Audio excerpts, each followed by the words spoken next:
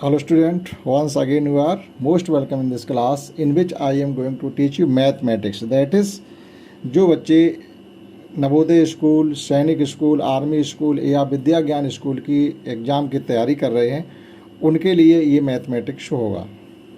ठीक, आपको हिंदी और इंग्लिश दोनों मीडियम में समझ में आएगा। जो बच्चे इंग्लिश मीडियम से तैयारी कर रहे हैं उनकी समझ में भी आएगा और जो बच्चे हिंदी मीडियम से तैयारी कर रहे हैं उनकी समझ में भी आएगा। तो फर्स्ट चैप्टर इसमें आपको हम पढ़ाने वाले हैं नंबर सिस्टम अर्थात संख्या पद्धति यानी संख्याएं। बिल्कुल बेसिक से आपको पढ़ाया जाएगा अगर आप तैयारी मन से कर रहे हैं, क्योंकि मैथमेटिक्स पिछले क्लासों जो पिछले एग्ज़ाम हो चुके हैं उनमें हमने देखा है कि जिनका मैथमेटिक्स अच्छा रहा होगा उन्होंने एग्ज़ाम को फाइट कर पाया होगा 100%। जिनका मैथमेटिक्स वीक रहा होगा अब उन्होंने उस एग्ज़ाम को नहीं निकाल पाया होगा। मतलब जो मेन टॉपिक उसका पेपर का था वो मैथ ही था। तो आप इसमें पढ़ने वाले हैं मैथ और फर्स्ट चैप्टर है हमारा नंबर सिस्टम यानी संख्या पद्धति। तो संख्याओं से संबंधित ये चैप्टर होगा और इससे बहुत से क्वेश्चन आते भी हैं। तो आइए शुरू करते हैं बिल्कुल इसके बेसिक से। तो पहले इसका एक्सरसाइज में चलने से पहले जो भी बेसिक जितना होगा वो आपको सब कुछ इसमें बताया जाएगा। तो पहला इसमें कहा गया है कि इंडियन प्लेस वैल्यू चार्ट जो होता है वो क्या होता है। मतलब अपने इंडियन भारतीय संख्या पद्धति में संख्या पढ़ते कैसे हैं वो आपको यहाँ से सीखने के लिए मिलेगा। तो आपको लर्न क्या करना है, लर्न ये करना होता है यूनिट। यूनिट से मतलब होता है उसमें वंस, टेंस, हंड्रेड यानी इकाई, दहाई, सैकड़ा। और थाउजेंड से मतलब होता है थाउजेंड, 10,000 यानी हज़ार, 10,000। और लैख वाले घर में जब जाएंगे तो लाख, 10 लाख। और करोड़ वाले में जाएंगे करोड़, 10 करोड़। इस प्रकार से नंबर हमारे भारतीय संख्या पद्धति में लिखे जाते हैं। जैसे एक नंबर हम लिखते हैं और उसको आपको पढ़ना पड़ेगा, यानी कैसे पढ़ेंगे उसका थोड़ी कॉन्सेप्ट होती है केवल बस। और लर्न क्या होना चाहिए आपको, लर्न ये होना चाहिए इकाई। मतलब इकाई में क्या आ जाता है, इकाई में इकाई के घर में 3 नंबर आते हैं, आपके 3 अंक बैठे होंगे। और हज़ार के घर में अब दो ही अंक बैठे होंगे सभी घरों में, चाहे वो हज़ार का हो, लाख का हो, करोड़ का हो, अरब का हो, खरब का हो, आगे कितना भी हो, उन सभी में 2 अंक ही होंगे। जैसे नंबर ये लिख दिया, कोई भी नंबर आप सपोज दैट लिख लीजिएगा यहाँ पर। तो उसे पढ़ने से पहले अगर आपने उसमें कॉमा लगा लिए तो बहुत अच्छे से पढ़ना आ जाएगा। तो हमेशा कॉमा हमारी भारतीय संख्या पद्धति में इंडियन प्लेस वैल्यू चार्ट में जब आप कॉमा लगाते 1, 2 पहले 3 के बाद कॉमा लगाएंगे, यानी पहली बार में 3 अंक छोड़ेंगे। अब आप 2 अंक छोड़ते चले जाइएगा बस। प्रत्येक घर में ये घर है इकाई का, ये है हमारा हज़ार का, ये लाख का है, करोड़ का। इसी प्रकार से अगले 2 घर में हमारे अरब होंगे और अगले दो अंक हमारे खरब के होंगे। तो अगर हम इनको पढ़ना चाहते तो कैसे पढ़ेंगे, देखिएगा ये हमारा है करोड़ का घर है, ये लाख है, ये हज़ार है और ये यूनिट प्लेस का यानी इकाई का घर है। हमेशा ध्यान रखें कॉमा इसमें अपने भारतीय संख्या पद्धति में इसी प्रकार से कॉमा लगा के संख्याएँ लिखें और पढ़ें, बहुत आसान हो जाता। तो यहाँ पढ़ा जाएगा आपको 78 करोड़ 68 लाख फिर 68,736। इतना आसान तरीके से इनको पढ़ा जा सकता है अगर आप इनको कॉमा प्लेस कर पाते, कॉमा लगा पाते हैं। तो एक और संख्या देखिएगा इसी प्रकार से आप लिख करके, कोई संख्या दी गई हो उसको इंडियन प्लेस वैल्यू चार्ट में आपसे लिखवाया गया हो तो हमेशा 1, 2, 3 छोड़ के कॉमा, अब 2 के बाद कॉमा। इस प्रकार से आप लिखते चलिए, कितनी बड़ी संख्या हो पढ़ सकते हैं। अब देखो अरब खरब तक अपनी चलती है। तो यहाँ देखिएगा ये हमारा इकाई का घर हो गया, ये हज़ार का हो गया, ये लाख का हो गया, करोड़ का हो गया, अरब का हो गया। तो 35 अरब 68 करोड़ 8 लाख, 08 को 8 पढ़ेंगे और 68,000। बाद में आपके ये 672 यानी 672। तो ये तो हो गया हमारा इंडियन प्लेस वैल्यू यानी भारतीय संख्या पद्धति में हम इस प्रकार से संख्याएं पढ़ते हैं। इतना आपको याद रखना पड़ेगा। इधर से 3 अंक होते हैं इकाई के यानी यूनिट बोले जाते हैं, यानी इसमें आपके 100 से शुरू होगा जैसे 672। फिर अगले 2 अंक होंगे हज़ार के, अगले 2 अंक होंगे लाख के, अगले 2 अंक होंगे करोड़ के, और अगले 2 अंक होंगे अरब के, अगले और 2 आ जाएँ तो वो हो जाएंगे खरब के। ठीक, तो इस प्रकार से आप संख्याओं को पढ़ सकते हैं और ये आपको याद हो। इसी प्रकार से जब हम अंतर्राष्ट्रीय संख्या पद्धति में चलते हैं, इंटरनेशनल नंबर सिस्टम में चलते हैं, तब क्या होता है उसको भी समझते हैं। मान लीजिए कोई संख्या हमने इस प्रकार से लिख दी, ठीक, आप कितने भी अंक हो, इसमें हमेशा 3 के बाद ही कॉमा लगता है, यानी हर घर में 3 अंक बैठेंगे। 3 अंक इसमें बैठ गए, अब अगले में 3 बैठेंगे, अगले में 3 बैठेंगे। तो इसमें भी होता, ये होता हमारा यूनिट का होता, ये 1000 का होता है। इसमें देखिए यूनिट से शुरू इसमें भी होता है, ठीक है। जैसे ये हमारा अंतर्राष्ट्रीय संख्या पद्धति सिस्टम है, इंटरनेशनल प्लेस वैल्यू चार्ट है। तो यूनिट, थाउजेंड और मिलियंस, बिलियंस, ट्रिलियंस इस प्रकार से चलते हैं। जैसे ये यूनिट का हो गया, फिर हो गया ये हमारा थाउजेंड का, उसके बाद मिलियन का होगा, फिर बिलियन का होगा, फिर ट्रिलियन का होगा। अर्थात 868 मिलियन, मिलियन, थाउजेंड और ये यूनिट। ठीक है, तो पढ़ेंगे कैसे? 868 मिलियन यानी 868 मिलियन पढ़ेंगे, फिर पढ़ेंगे 732,000 यानी 732,000 पढ़ेंगे, और फिर पढ़ेंगे 868। बस इतनी सी बात है, कोई बहुत कठिन नहीं। अंतर्राष्ट्रीय सिस्टम में पढ़ना अपने भारतीय सिस्टम से पढ़ना और भी ज़्यादा आसान है। एक संख्या और लिखते हैं हम, जैसे ये संख्या हम लिख रहे हैं। अब इसमें 3-3 अंकों के घर बनाइए, 3 3 3। अब इसमें 2 ही अंक रहेगा तो उसकी कोई दिक्कत नहीं है, लेकिन चलेंगे। ये यूनिट का घर होता है, ये होता है थाउजेंड का घर, ये होता है मिलियन का घर। नहीं, इसमें 3 होने चाहिए, कॉमा यहाँ लगेगा। और इसके बाद होता है बिलियन का घर। तो बिलियन के घर में केवल 7 हैं, मिलियन का घर, थाउजेंड का घर है और ये यूनिट का घर है। तो हम केवल पढ़ेंगे 7 बिलियन बस। फिर पढ़ेंगे 368 मिलियन, फिर पढ़ेंगे 326,000 यानी 1000 और 832। केवल इतना अंतर है भारतीय संख्या पद्धति में और अंतर्राष्ट्रीय संख्या पद्धति में संख्याओं को पढ़ना। उधर पहले 3 के अंक छोड़ के कॉमा लगाते, फिर सबके बाद सब 2-2 अंक छोड़ के कॉमा लगाते जाते। इनमें हर घर में 3 रखने होते और इतना याद हो, unit, million, unit, thousand, million, billion, trillion, trillion तक ये जाते हैं। ठीक, तो ये आपने इतना समझ पाया होगा। आगे देखिए इसमें क्या बताना है। और अगला टॉपिक हमारा place value, most important topic है। आपको किसी भी एग्जाम में बैठेंगे जो आपके बेसिक स्तर को होते हैं, जैसे जो आपको जिसकी तैयारी कर रहे हैं, नवोदय ज्ञान है, आर्मी है, सैनिक स्कूल है और विद्या ज्ञान है, इनमें सब में ये प्लेस वैल्यू से संबंधित और फेस वैल्यू से संबंधित क्वेश्चन आते ही हैं। जैसे प्लेस वैल्यू का मतलब होता है कि आप जिस स्थान पर बैठे हैं वहाँ आपकी कीमत क्या है, जिस स्थान पर आप बैठे हैं वहाँ आपकी कीमत क्या है। जैसे एक संख्या हमने ये लिखी है, अब इस संख्या में प्रत्येक अंक की क्या कीमत है। जैसे इस 8 की कीमत 8 ही है,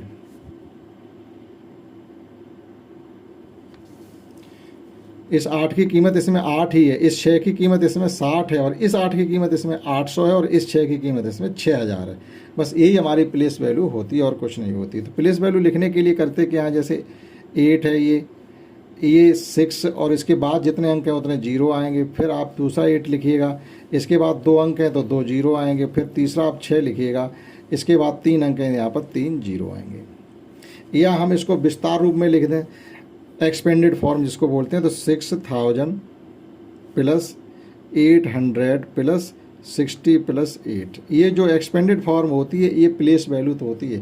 प्रत्येक अंक को हमने उसके प्लेस वैल्यू के अनुसार लिख दिया। 6 की प्लेस वैल्यू इसमें 6000 है, यानी ये वाले 6000 लेके बैठे हैं, ये 8 800, ये 6 60 और ये 8 केवल 8 ही हैं। ठीक, तो ये प्लेस वैल्यू इस प्रकार से होती है। जिस अंक की भी प्लेस वैल्यू पूछी जाए वो इस प्रकार से आप लिख सकते हैं। मान लो उन्होंने 8 की प्लेस वैल्यू पूछी तो आप क्या लिखेंगे, 8 लिखेंगे, इंटू आप 1 लिखेंगे, उसके बाद कितने अंक हैं 2, तो 2 0 लगा के 100 का गुणा 8 में करेंगे, 800 हो जाएगा। या डायरेक्टली आप केवल उस संख्या को लिख करके उसके आगे कितने अंक हैं उतने 0 भी बढ़ा सकते हैं। ये होती है प्लेस वैल्यू यानी स्थानीय मान। अगर फेस वैल्यू की बात है, अंकित मान, एक अंकित मान होता है और उसको इंग्लिश में कहते हैं फेस वैल्यू, यानी आपके चेहरे की वैल्यू कितनी। यानी अब इसमें जिस अंक की भी अंकित मान या फेस वैल्यू पूछी जाए तो वो संख्या स्वयं होती है, ना कोई 0 बढ़ाने होते हैं, ना कोई घटाने होते हैं, ना कोई मल्टीप्लिकेशन होता, ना डिवीजन होता है। जैसे हमसे पूछा जाए कि 6 की फेस वैल्यू बताइएगा, तो 6 की फेस वैल्यू 6 ही होगी। 8 की फेस वैल्यू बताइए, 8 की फेस वैल्यू 8 ही होगी। फिर इस 6 की फेस वैल्यू बताओ तो वो 6 ही होगी, और इस 8 की फेस वैल्यू बताओ तो 8 ही होगी। जो अंक है वही उसकी फेस वैल्यू होती है, उसमें कुछ भी नहीं करना होता है। और अगली कॉन्सेप्ट है रोमन अंक की। संख्याओं को रोमन में किस प्रकार से हम लिखते हैं, यानी रोमन क्या होता है, जैसे आपको ये 1 2 3 4 5 फिर 6 7 8 और ये 9 है और ये 10 है। ठीक, उसके बाद 50 के लिए हम लिखते हैं L और 100 के लिए लिखते हैं C, 500 के लिए लिखते हैं D और 1000 के लिए लिखते हैं M।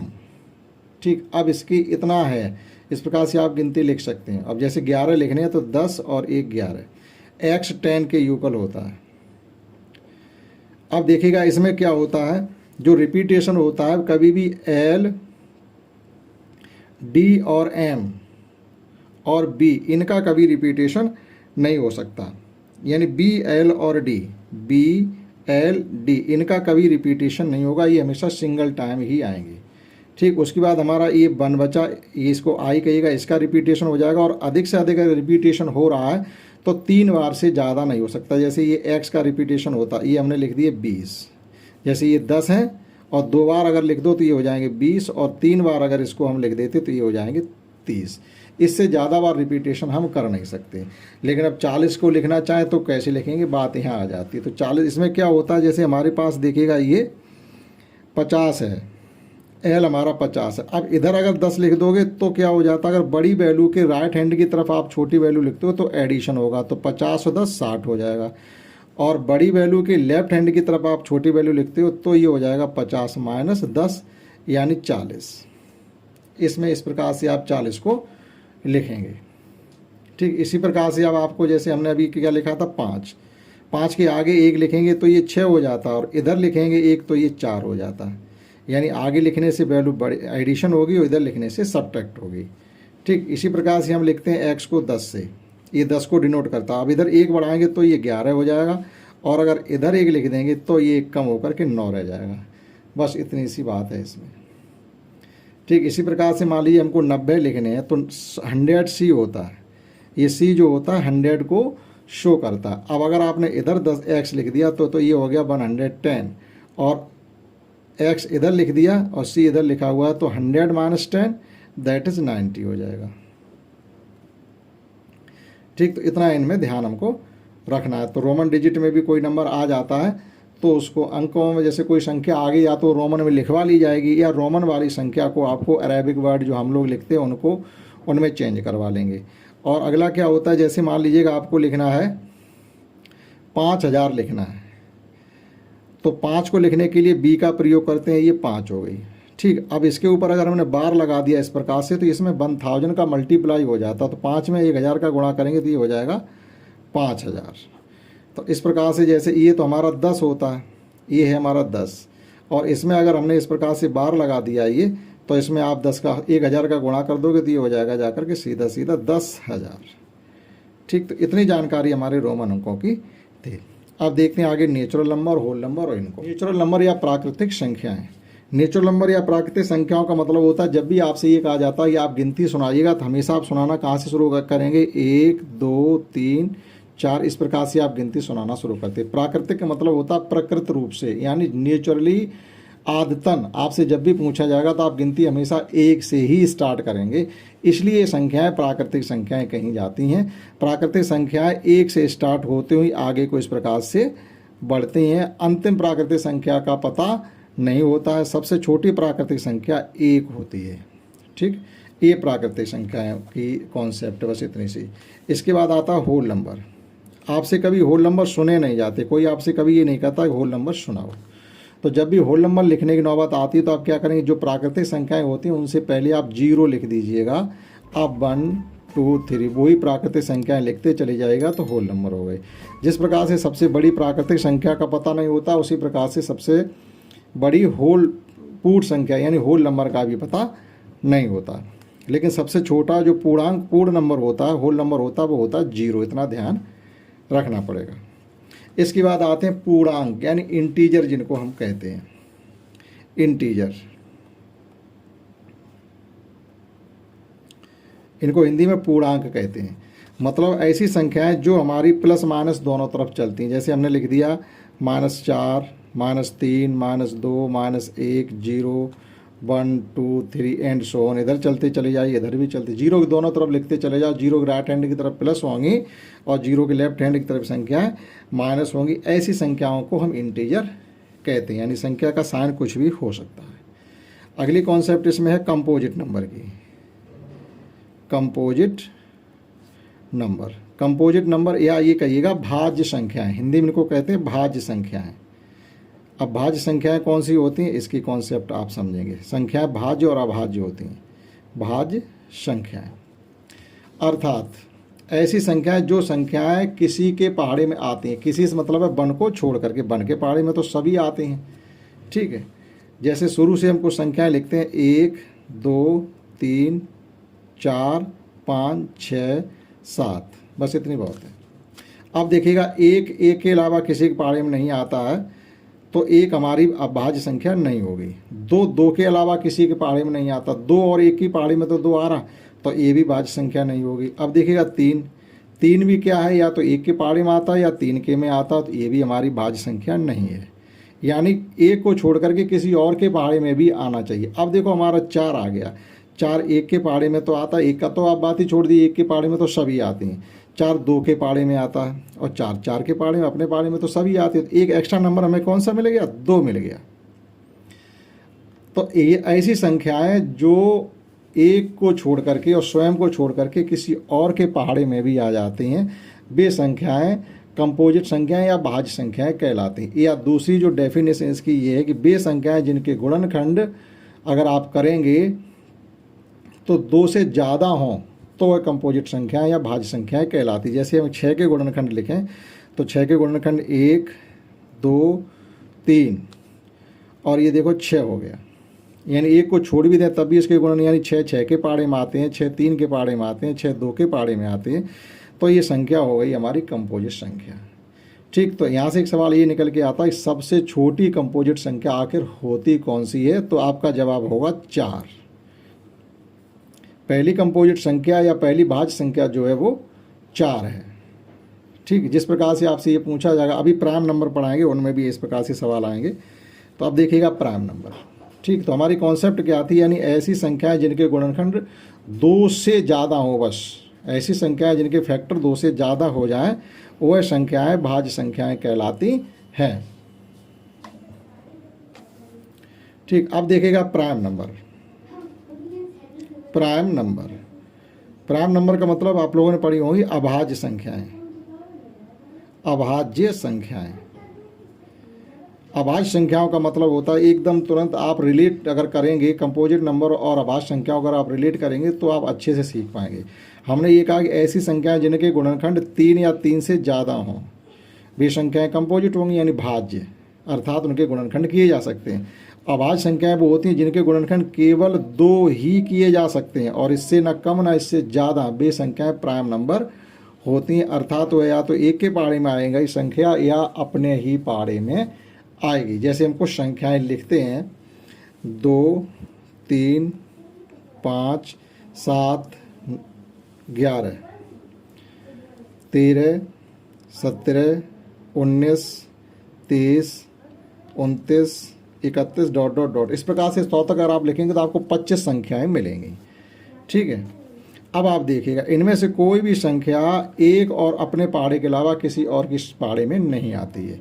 दूसरी बात, जितनी भी प्राइम संख्याएं होती हैं हमेशा विषम संख्याएं ही होंगी, अर्थात ऑड नंबर ही होंगी, केवल और केवल 2 को छोड़कर। 2 ही एक ऐसी संख्या है जो सम भी है और प्राइम भी है। इसके अलावा आप दुनिया की जितनी भी प्राइम संख्याएं या भाज्य नंबर है आप सबको लिख लीजिएगा, कोई भी संख्या इवन नहीं होगी, सभी ऑड संख्याएं ही प्राइम संख्याएं होती हैं। अब ऐसा नहीं है कि प्रत्येक ऑड संख्या प्राइम हो, लेकिन जितनी प्राइम होंगी वो ऑड ही होंगी, ठीक है। हमेशा ऑड नंबर ही प्राइम नंबर होगा, लेकिन ये जरूरी नहीं सब ऑड हों। सब ऑड जैसे 9 ये ऑड था, लेकिन ये प्राइम नहीं है, ये 3 की टेबल में आता है, ठीक। अब आप ये सोच रहे हो हमने इसमें 1 क्यों नहीं लिखा, कि 1 प्राइम नंबर क्यों नहीं। प्राइम नंबर की जो डेफिनेशन वो ये कहती है, ऐसी संख्याएं जिनके केवल और केवल 2 ही फैक्टर किए जा सकते हैं और तीसरा नहीं। जैसे 2 के 1 और 2, और 3 का 1 गुणा 3, 5 का 1 गुणा 5, ना 2 से ज़्यादा ना 2 से कम।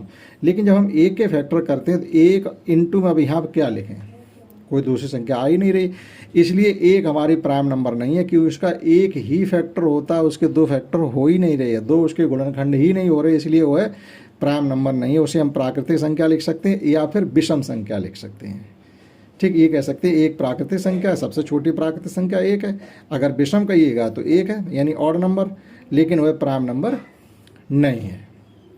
तो यहाँ से आपकी कॉन्सेप्ट क्लियर हो गई कि क्या प्राइम नंबर होते हैं और क्या कंपोजिट नंबर होते हैं। ऐसे नंबर जिनके फैक्टर 3 या 3 से ज़्यादा हों कंपोजिट नंबर, और ऐसी संख्याएं जिनके गुणनखंड केवल और केवल 2 ही होते हैं वो प्राइम नंबर कहलाते हैं। ठीक, अब एक बात और आती है, ट्विन प्राइम नंबर और होते हैं, TWIN, जैसे जुड़वा बच्चे नहीं होते वैसे ही ट्विन प्राइम नंबर। तो भैया ये ट्विन प्राइम नंबर जुड़वा अभाज्य संख्याएं कौन सी होती हैं? ठीक, तो जुड़वा अभाज्य संख्या जब भी आप देखो लिखेंगे, अगर 100 तक ही लिखें आप, 100 तक सभी अभाज्य संख्याएं लिखें तो आपको जुड़वा नंबर जो मिलेंगे वो कौन कौन से मिलेंगे? एक मिलेगा 3 और 5, एक मिलेगा 5 और 7, एक मिलेगा 11 और 13, एक मिलेगा 17 और 19, एक मिलेगा 29 और 31, और एक मिलेगा आपको 41 और 43, और एक मिलेगा आपको 59 और 61, एक मिलेगा आपको 71 और 73, और एक नहीं मिलेगा 1 2 3 4 5 6 7 8 पेयर हैं जो हमारे ट्विन प्राइम है 1 से 100 तक। आगे होंगे, हम 100 तक की बात कर रहे हैं केवल। अब इनमें क्यों ये ट्विन प्राइम है? अच्छा, 2 और 3 ट्विन प्राइम क्यों नहीं है? 3 और 5 है लेकिन 2 और 3 नहीं है। बे ट्विन प्राइम नंबर होते हैं ऐसे प्राइम नंबर जिनके बीच में 2 का डिफरेंस हो। 3 और 5 में 2 का डिफरेंस है इसलिए ट्विन प्राइम है। 5 और 7 में 2 का डिफरेंस है, 11 13 में 2 का डिफरेंस है, 17 19 में 2 का डिफरेंस है, 29 31 में 2 का डिफरेंस है, 41 43 में 2 का डिफरेंस है, एंड 59 और 61 में भी 2 का डिफरेंस है, और लास्ट 71 एंड 73 में भी 2 का डिफरेंस है, इसलिए ये ट्विन प्राइम है। लेकिन जब हम देखेंगे 2 और 3 में तो 1 का डिफरेंस है, इसलिए ये ट्विन प्राइम नहीं है। तो 1 से लेकर के 100 तक अगर हम ट्विन प्राइम के पेयर निकालेंगे तो 8 पेयर ऐसे हैं जो निकलते जा करके, और 1 से 100 तक अगर हम प्राइम नंबर लिखते हैं तो वो 25 प्राइम नंबर होते हैं। अगर आप उनको लिखें तो 25 गिनती के होंगे। तो यहाँ तक आप ट्विन प्राइम, प्राइम और कंपोजिट की कॉन्सेप्ट समझ पाए होंगे। ठीक, आगे देखिएगा अगली कॉन्सेप्ट क्या है। और अगली कॉन्सेप्ट हमारी है इवन और ऑड की। ठीक, ये आप अच्छे से जानते भी होंगे। इवन नंबर, इवन नंबर वो होते हैं ऐसे नंबर जिनके लास्ट में 0 2 4 6 8 ये डिजिट किसी नंबर के लास्ट में आएंगे, अर्थात ऐसे नंबर जो 2 से डिविजिबल होते हैं वे ही हमारे इवन नंबर कहलाते हैं। ठीक, उसके लिए अब 2 से डिविजिबल हमने कह दिया, तो जैसे एक बड़ा सा नंबर लिख दिया हमने इस प्रकार से। अब आपसे ये कह रहे हैं बताइएगा कि ये नंबर हमारा इवन है कि ऑड है। तो हमें कुछ नहीं करना, 1 सेकंड का काम है। डेफिनेशन ये कहती है जो संख्या 2 से विभाजित होती हैं वे सम संख्याएं होती हैं, और 2 से विभाजित ना होने पर विषम संख्याएं हो जाएंगी। ठीक, सम से मतलब इवन और विषम से मतलब ऑड। तो हमें करना क्या होता है, केवल आप लास्ट डिजिट देखेंगे, कोई एडिशन नहीं, कोई सब्ट्रैक्शन नहीं, कोई डिवीजन नहीं, कोई मल्टीप्लिकेशन नहीं, केवल लास्ट डिजिट देखेंगे। लास्ट डिजिट 2 की टेबल में आता है तो इवन, नहीं आता तो ऑड। बस अब 4 है, 4 2 का पाड़ा पड़ी, आते कि नहीं आते? 2 2 या 4 आ गया कि नहीं आ गया 2 की टेबल में? ये संख्या हमारी इवन हो गई। अब देखिएगा एक नंबर और लिखते हैं हम। कितना भी बड़ा नंबर लिखना है ये मैटर करता ही नहीं है, कितने भी अंकों ये मैटर ही नहीं करता। आपने इतनी बड़ी संख्या पूछ ली, हम कैसे बताएं ये ऑड इवन? नहीं, आप केवल लास्ट डिजिट के पास दौड़ के जाएंगे और ये देखेंगे वो लास्ट डिजिट आपकी 2 की टेबल में आता है या नहीं आता। तो हमने देखा कि 9 2 की टेबल में नहीं आता, जब नहीं आता तो ये नंबर ऑड हो गया। ठीक, आता होता तो इवन हो जाता। तो इसके सामने आप ऑड लिख देंगे, इसके सामने आप इवन लिख देंगे। ऑड मीन्स विषम, इवन माने सम।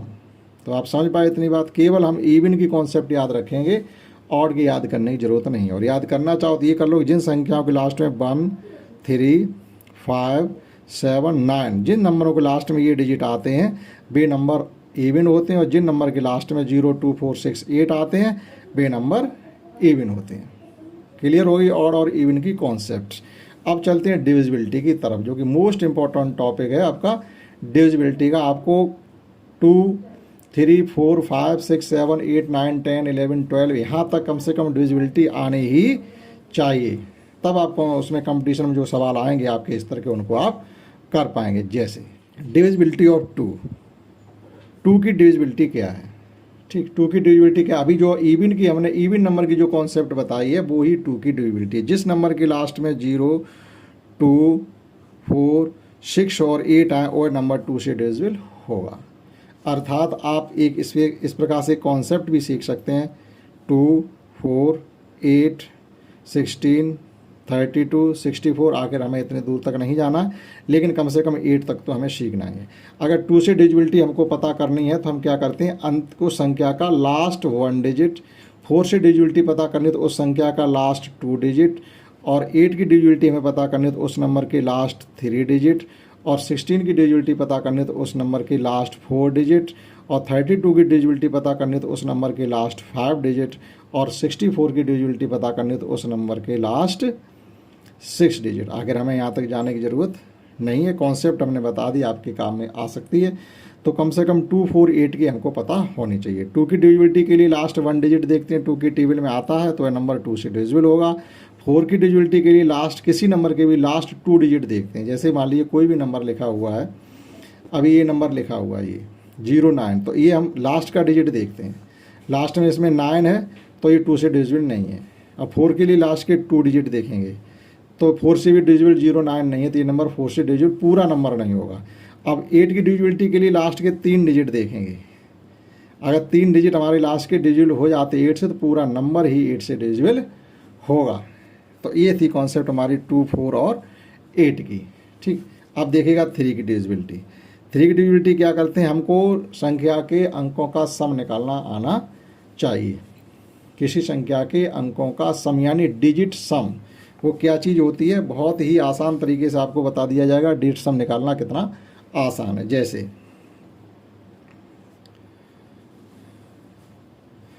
ये नंबर हमने 1 लिख दिया, अब इसका हमें डिजिट सम फाइंड करना। डिजिट सम का मतलब होता है इन सभी अंकों में का आपस में एडिशन, अर्थात 9 + 7 + 3 + 4 + 8 + 6 फिर +8 फिर +3 फिर +7, ये सब का सम निकालिएगा यहाँ पर। अब सम आपका या तो 3 आए या 6 आए या 9 आए तो ही ये नंबर कम्प्लीटली 3 से डिविजिबल होगा। और जो कॉन्सेप्ट भैया हमारे 3 की है वही कॉन्सेप्ट हमारी 9 की भी है, तो दोनों की आप एक साथ सीखें, क्योंकि यही हमें 9 के लिए करना पड़ेगा और ये हमें 3 के लिए करना पड़ेगा। अब देखिए डिजिट सम आखिर करते कैसे हैं, आसान तरीके से, फास्ट। इसमें से जो 9 हैं उन्हें हटा दीजिए, 9 की ज़रूरत है। अब जो 9 हो जाए उन्हें हटा दीजिएगा। जैसे आपके एक ये 6 और ये 3 मिलके 9 हो रहे, इन्हें हटा दिया हमने, इनकी कोई ज़रूरत हमें नहीं है। एक देखो 7 और 3 10 मिलके 1 हो गया, उस 1 को जैसे 8 को देंगे तो ये भी 9 हो गया, हटा दीजिए, कोई ज़रूरत नहीं। अब आप फिर चलिएगा, अब हमारे पास बचा 7, 4 और 8। देखो डिजिट सम के नाम पर 3 डिजिट बचे, हमने किसी का सम नहीं किया, इनको कर लीजिएगा आप। देखो 7 और 4 11 हो गए, 11 और 8 को जोड़ेंगे तो कितने हो जाएंगे, जोड़ो, या फिर जैसे 2 डिजिट आ जाए उनको सिंगल में चेंज कर लो। 7 और 4 11, 11 जैसे ऐसे लिखे जाते, इनका फिर करोगे तो 2 हो जाएगा, 8 में 2 जोड़ोगे तो 10 हो जाएगा, 10 को आपस में करोगे तो 1। इन सभी अंकों का डिजिट सम भैया आया 1। क्या 3 के टेबल में 1 आता है, नहीं आता, अर्थात ये पूरा नंबर 3 से डिविजिबल नहीं है, 9 से भी नहीं है। ठीक, 9 के लिए 9 आना चाहिए था, 9 के लिए 9 आना चाहिए। तो जो डिजिट सम होता है उसकी कॉन्सेप्ट ये होती है कि ये नंबर 3 से या 9 से डिविजिबल है या नहीं है। तो जिन अंकों का सम 9 हो जाए उनको आप वहीं पर हटा दीजिए, उनकी हमें ज़रूरत नहीं है। एक बार फिर समझिएगा एक क्वेश्चन नंबर लिख करके,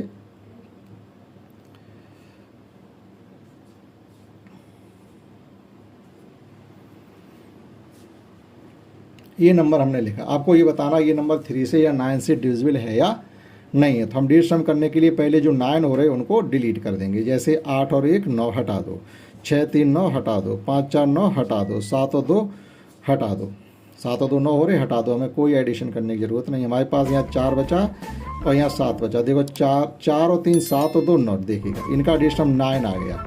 तो ये नंबर 3 से भी डिविजिबल है और 9 से भी डिविजिबल है।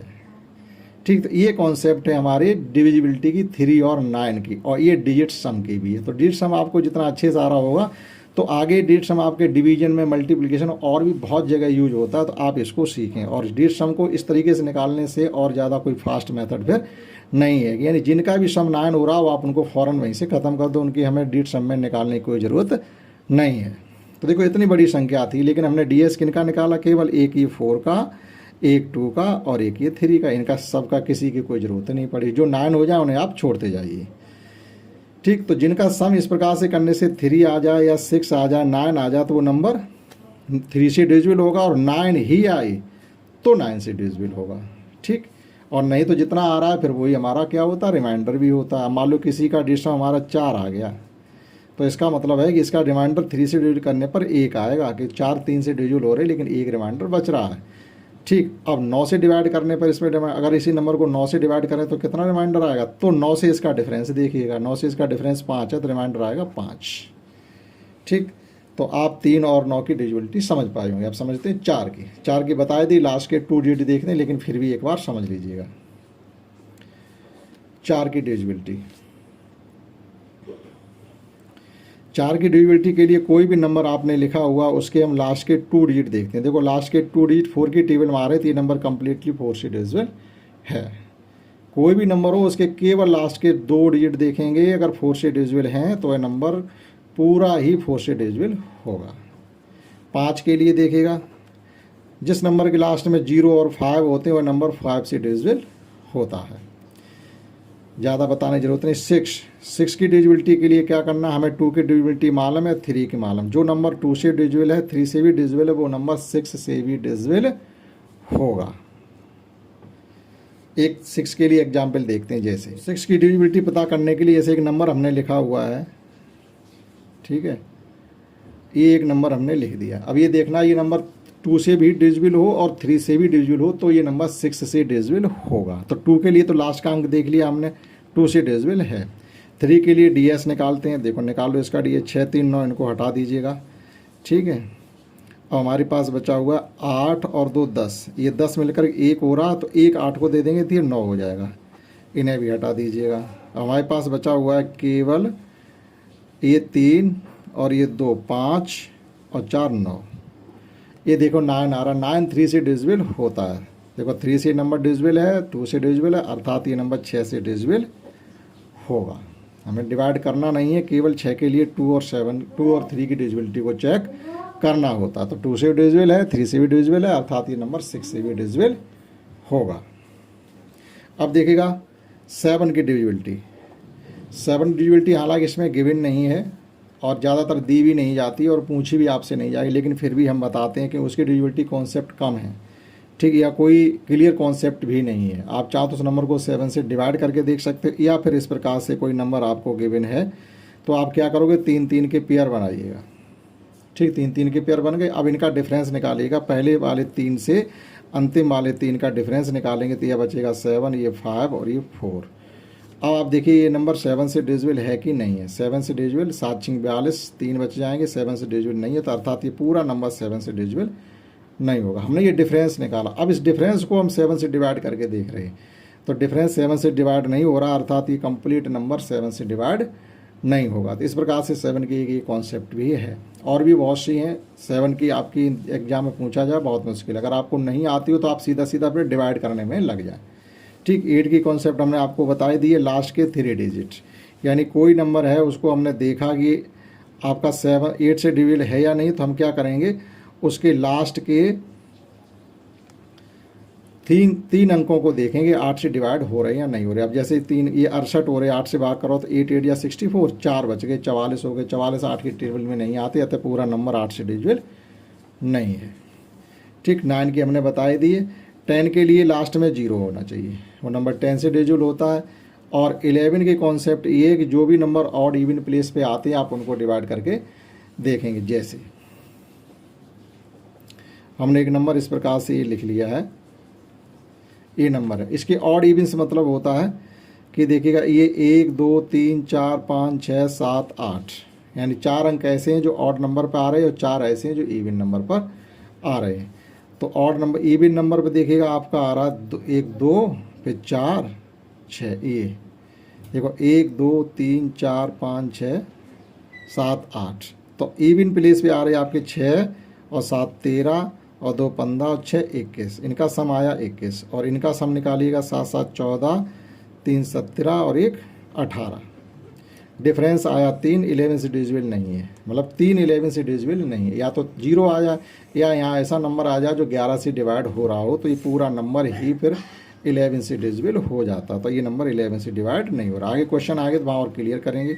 अब देखिएगा 12 की कॉन्सेप्ट। 12 से वही नंबर डिवाइड होंगे जो 3 से अलग डिवाइड हो रहे हैं और 4 से अलग डिवाइड हो रहे हैं, वो नंबर 12 से भी डिवाइड होते हैं।